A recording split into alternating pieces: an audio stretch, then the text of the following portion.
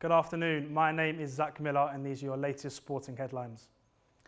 We have some breaking news here, and according to the popular footballing journalist Fabrizio Romano, Manchester City have agreed a deal for Hugo Viana to replace Cheeky Bergestein as the new director of football at the club.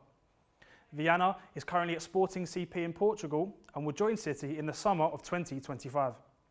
The Portuguese was reportedly the club's first choice to replace Bergestein after it was announced on Wednesday that the 60-year-old will be leaving at the end of the season. The Spaniard was crucial in many titles won by the club, as well as the appointment of Pep Guardiola. And Erling Haaland has broke another record last night, becoming Norway's all-time top record goalscorer. The Norwegian scored his 33rd and 34th international goals against Slovenia. The two goals saw the Manchester City striker overtake Jürgen Juve's long-standing record at just the age of 24. This takes his tally this season up to 14 goals in only 13 games in all competitions for both club and country. England fell to a late 2-1 defeat last night against Greece. They thought Jude Bellingham had rescued them with his 87th minute strike to make it 1-1. However, Vangelis Pavlidis' stoppage-time winner gave his nation the first win over a major European side since 2004. Lee Carty's men face Finland in Helsinki on Sunday. However, the new interim manager refused to comment on his thoughts regarding the permanent job. Surprised after the last camp in terms of like the job's mine and like it's mine to lose and all the rest of it. My remit has been clear from the start. I'm doing 3 camps. There's 3 games left, and then, hopefully I'll be going back to the 21s. Sport Fusion is going to Itching College to find out more about the support given them in order to keep students engaged and participating in sport. Chloe Jones has more. Women's football is growing at a rapid pace, and opportunities for young women are expanding thanks to initiatives from Sport England, the Women's Football Association and the Association of Colleges. Colleges like Itchen are at the heart of this development. It feels like more freedom, and it gives me like an opportunity to do what I love more, if you get what I mean. I just get more of an opportunity to show that I love the sport, really. At Itchen College, the Football Academy provides young women with the opportunity to develop their skills and compete at higher levels. But like many colleges, they rely heavily on external funding to sustain their programmes. I think funding's a big thing. I think that is such a big thing that can help women's football academies at college, not just for female players, but for all sports in general. Partnerships with local clubs is another way colleges can obtain funding, as well as offering pathways to higher levels of the game. But again, the lack of sufficient resources remains a barrier. Something that we're really lucky to have is having club links. So we've got a club link with Southampton Women's, and that really helps us. We've got an educational pathway that's in place, and we liaise with each other to try and support one another. Despite these challenges, for many players, college football has been a game changer. I've been able to stay in my club now for 3 years and been able to move up with it. So I've gone from under 16s and I'm now getting opportunities to play with my first team at my club as well. Coach development is also a big factor, as the relationship they have towards the players is critical. Creating a comfortable environment is the key to supporting growth. So off the pitch, I can speak to the coaches, I can ask them for what they think I could improve on, what could help me with improving my game in general, like mentally and physically. So there is a lot of support that I get with all of the coaches. With continued support from Sport England, the WFA and the AOC, Itchen College and other institutions are helping to build the future of women's football, also giving younger players the opportunity to dream big and achieve even more. To cricket, and England have claimed a historic victory in their first Test match against Pakistan in Multan. England scored a total of 823 runs, meaning Pakistan became the first team to score over 500 runs yet still lose the game. England will be looking to complete the job of the 3 Test match series on Tuesday when the second match begins.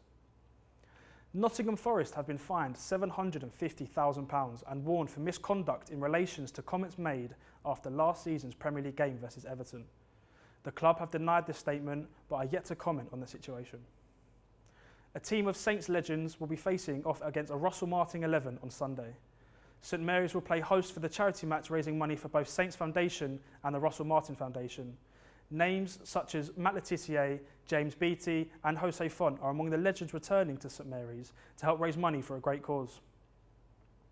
Official Sports Hub dived into the issue of the current shortage of referees at amateur level. Here's our reporter Callan with the story. Sunday League football is notorious for three things: bad tackles, red cards and a load of profanity. Let's face it, we've all given the ref a bit of abuse, whether it be on a Sunday morning at amateur level or sitting in the stands at St Mary's. Referees have long been at the forefront of such abuse, causing many to not want to continue in their role. This week, Sports Hub has dived into the impact these problems have in today's game. Referee Craig Hampshire told us about his experience in the sport and what he feels needs to be done in the future. I think the hardest thing about being a referee is the decisions you're making on the pitch, trained on the laws of the game and the signals and kind of how you're reffing a game. But actually, if you get those kind of confrontations or disagreements, maybe some kind of like conflict management on how you can diffuse those situations early on and then kind of move on with the game that you want to play. We've also taken time to talk to former referee Ashley Blakely about his experience on the pitch. I was actually under the age of 16, so technically I was still a child myself, and I was refereeing other children, obviously younger, 12, 13, and actually having managers who were not physically abusive to the point that they would lash out or punch or anything like that, but they were verbally abusive. I think getting younger refs in and having them observed and kind of coached in that way would be really helpful, because what we don't want to see is kind of the older generation of refs kind of come out the other end and then we haven't got that influx afterwards. I think also a lot of education around how successful some of the top referees are financially, also like the incredible careers that they have. As much as you do get a let stick, you often get at the end of the game, like, oh, you've done a good job, and you know, you get a little bit of money in your pocket and actually a little bit of fitness running around the pitch after 22 lads, and actually it's enjoyable for me. I'm Callan Quigley and we've been... Eastleigh are back in FA Cup action tomorrow after they were one game away from playing Manchester United last season. Kelvin Davis's side take on Southampton United at the Silver Lake Stadium in a 3 p.m. kickoff. However, they will face a tough battle against the team from Essex, who will be looking to somewhat repeat their 2-0 victory against the Spitfires last month. Former England rugby player Owen Farrell said it would be massive for him if he was chosen to be part of the British and Irish Lions squad touring Australia next summer.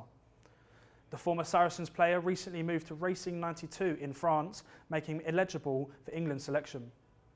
There is hope for Farrell, however, as his father, Andy Farrell, will be leading the Lions down under next summer. And health in 2024 is bigger than ever. Me and my team travelled down to David Lloyd Southampton to speak to members and staff about the benefits of having not only a gym, but a health club at their disposal. The gym is a big part of people's life in 2024. But while some gyms only offer weights and machines, others offer much more. We travelled to David Lloyd Southampton to see what else a premium gym includes in gym goer's workout routine. We spoke to new gym member Cameron Carey on his premium gym experiences. Yeah, I think definitely. I think it's been a few weeks now. I think mentally as well. I'm sleeping better, eating better. It's really encouraging me to just be generally healthier. Yeah, I think it makes it a lot easier having it all in the same place. It's a nice short drive away. There's no hassle of, I can't be bothered to go. It's just 5-10 minutes in the car. I've got everything here. I can play, like you said, I can play tennis, play squash. So I've got the cardio in and the gym as well. So yeah, really helpful to have as well. Yeah, I mean, it is expensive, but I think you get what you pay for. I think, the exclusivity of it. It's not very busy. The equipment's all really good. I think it is worth it for me, I'd say. This gym also offers tailored personal training sessions to their customers. Sean James is a personal trainer at David Lloyd's. He spoke on how the gym helps and attracts people looking for a more complete gym experience and to see the health benefits through everything they have to offer.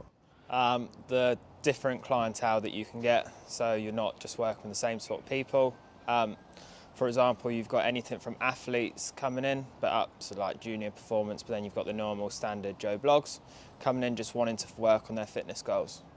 So if the facilities are up to date, you just know if you've got up to date equipment, it's going to be bringing in more members. More members means bringing more money into the club, which also means more work for us PTs as well, because the club is going to look a bit more, people are going to want to come here a lot more, which will be good, and it will just bring us more work in.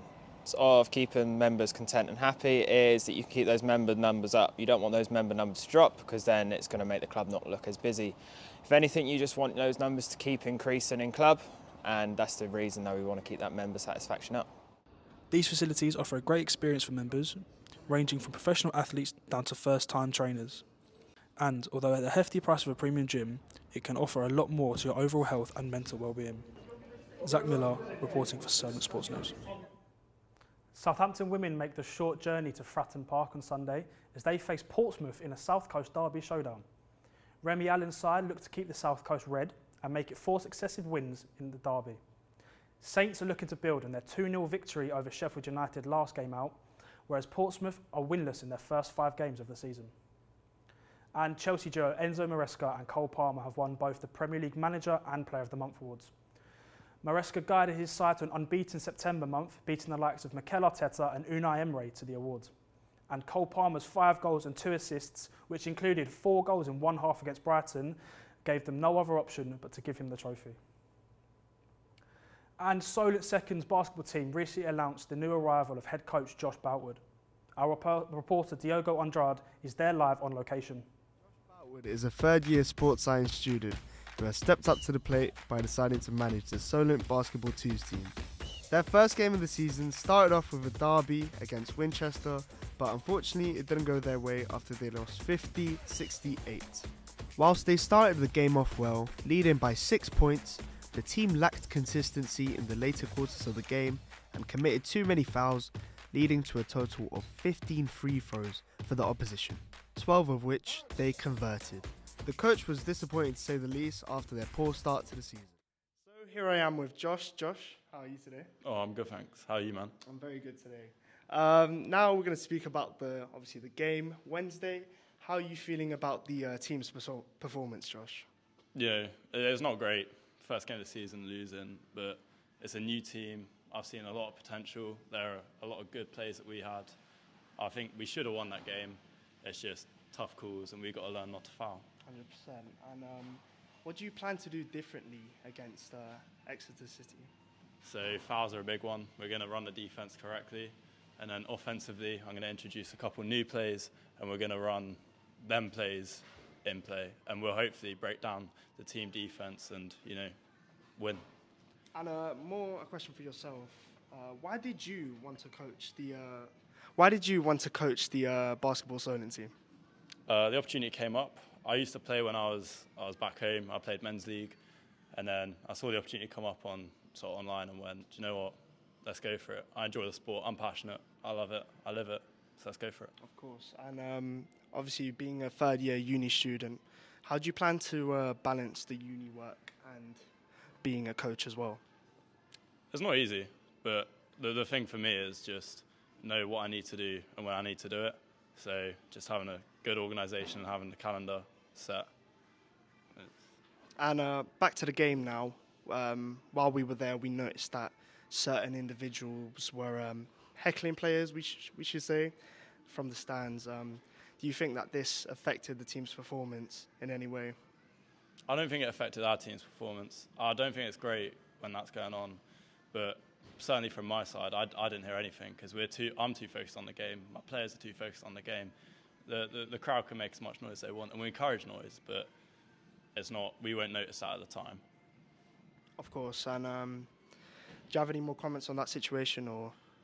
Well, I know there were some comments that shouldn't have been made about the other team, and that is being dealt with internally. And just lastly, tactically, would you have done anything different? Are you proud with how you were as a coach? There's always sort of drawbacks and criticisms to make. For me personally, the thing I've learned is that I need to not make as many rotations. I need to let the game flow. When we've got momentum, the thing I was doing was bringing players on. I need to let it run. I think that's a big thing. That's something I'm going to improve against Exeter. And then the other thing is just I don't need to be as vocal. The players hear me in training enough. And actually, when you're on that court, no, they can't hear you. So why am I being vocal? Let my bench do that. Thanks very much, Josh, for this. Back to you in the studio, Zach. Thank you very much, Diogo. Well, that's been all for me. I've been Zach Miller. Don't forget to check out our website, Solent Sports News. We'll see you next time. Thank you very much and take care. Bye-bye.